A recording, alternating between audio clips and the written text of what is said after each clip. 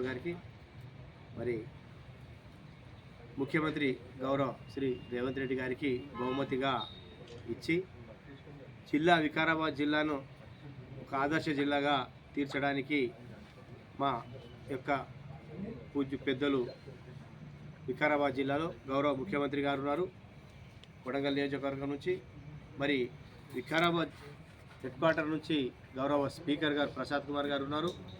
మరి పరిగి నుంచి సీనియర్ శాసనసభ్యులు రామ్మోహన్ రెడ్డి గారు ఉన్నారు. తాండూరు నుంచి శాసనసభ్యులు మనోహర్ రెడ్డి గారు ఉన్నారు. వారి యొక్క నాయకత్వంలో ఈ 4 మున్సిపాలిటీని తప్పకుండా ఆదర్శ మున్సిపాలిటీగా, ఆదర్శ జిల్లాగా తీర్చిదిద్దడానికి శాయశక్తులా వారు ప్రయత్నం చేస్తారు. మరి వారితో పాటు వారి యొక్క కుటుంబ సభ్యులు, కాంగ్రెస్ పార్టీ కుటుంబ సభ్యులందరికీ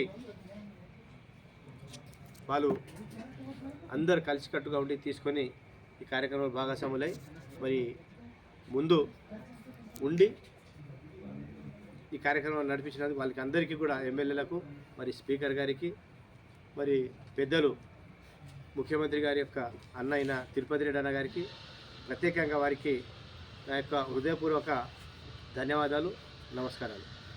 ఈరోజు మనం చూస్తూ ఉన్నాం, కొంతమంది ఓర్వజాలక ఎటులేక దౌర్జన్యం అని సంబోధిస్తూ మరి పత్రికలలో 4 సోదరులు, పత్రికా సోదరులు వస్తే వారి ముంగల ఫస్ట్ నోట్లకి వెళ్ళేది బూతు దౌర్జన్యం తప్ప వేరే మాటనే లేదు.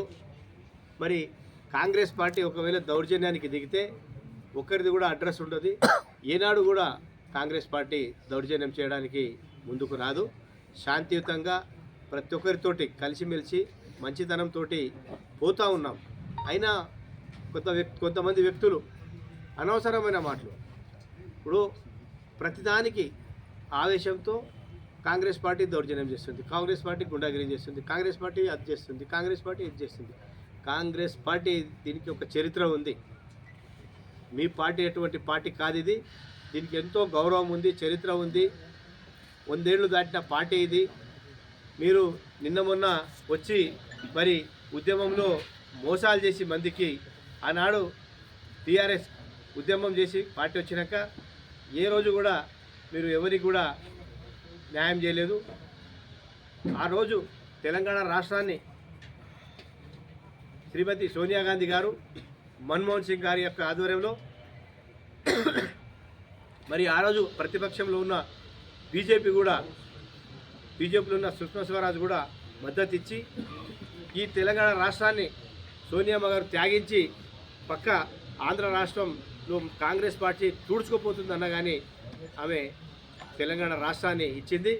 అయితే ఆ రోజు చంద్రశేఖరరావు గారు సోనియా గాంధీకి దగ్గరికి వెళ్ళి ఢిల్లీకి పోయి మొత్తం ఇంటి అందరిని తీసుకొని పోయి, బిడ్డను, అల్లుడిని, కొడుకును అందరిని తీసుకొని పోయి మరి కాళ్ళు మొక్కి, అమ్మ నేను కాంగ్రెస్ పార్టీలో నా పార్టీని విలీనం చేస్తా అని చెప్పి మాట్లాడుకొని అక్కడి నుంచి ఎయిర్పోర్ట్కి వచ్చి బేగంపేట నుంచి మరి మాట మార్చుకొని నా పార్టీ నేను కుంపటి తెరుచుకుని అని చెప్పి మోసం చేసిన పార్టీ టీఆర్ఎస్ పార్టీ. ఫస్ట్ అది గుర్తులేక ఫస్ట్ మోసం ఇదే.